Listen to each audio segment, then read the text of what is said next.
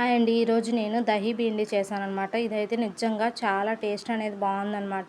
ఇన్‌స్టాగ్రామ్‌లో తెగ వైరల్ అవుతుంది కదా! సరే దీన్ని ఎట్లా ఉంటుందో టేస్ట్ అని చెప్పి అనుకున్నాను, కానీ దీనికి కాంబినేషన్‌గా నేను పలావ్ చేశాననమాట. దాంట్లో తిన్నాననమాట. చాలా బాగుంది టేస్ట్ అనేది.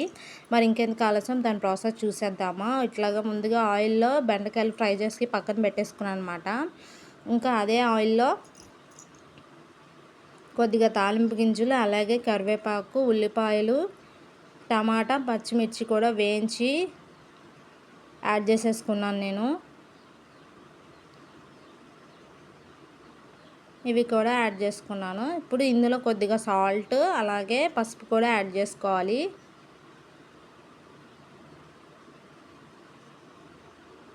ఇది కొద్దిసేపు కుక్ అవనిద్దాము. ఇప్పుడు ఈలోపు మనం కర్డ్ అనేది ప్రిపేర్ చేసుకుందాము. ఇప్పుడు కొద్దిగా కర్డ్ తీసుకొని దాంట్లో కొద్దిగా సాల్ట్, పసుపు, అట్లాగే కారం కూడా యాడ్ చేసుకున్నాం అనమాట. ఇది ఫస్ట్ పెరుగు అనేది బాగా మిక్స్ చేసుకోవాలి. ఇట్లా గెడ్డలుగా ఉంది కదా, బాగా మెత్తగా మిక్స్ చేసుకున్న తర్వాత ఇప్పుడు మనం సాల్ట్, అట్లాగే పసుపు, కారం అనేది యాడ్ చేసుకుంటున్నాము. ఇందులోనే మీరు ధనియాల పొడి, గరం మసాలా కూడా యాడ్ చేసుకోవచ్చు, కానీ నేను కర్రీలో యాడ్ చేస్తున్నాను అనమాట. ఇవి పక్కన పెట్టేసుకున్నాను అనమాట మిక్స్ చేసుకొని. ఇప్పుడు మనం కర్రీ చూసేద్దాము. ఇందులో కొద్దిగా అల్లం వెల్లుల్లి పేస్ట్ యాడ్ చేస్తున్నాను. ఇప్పుడు దీంట్లోనే ధనియాల పొడి, అలాగే గరం మసాలా కూడా యాడ్ చేస్తున్నాను.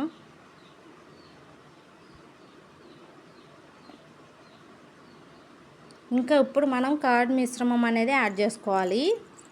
కొద్దిగా వాటర్ యాడ్ చేసుకోవాలి. ఇప్పుడు అట్లాగే వేయించిన బెండకాయలు కూడా యాడ్ చేసేసుకోవాలి.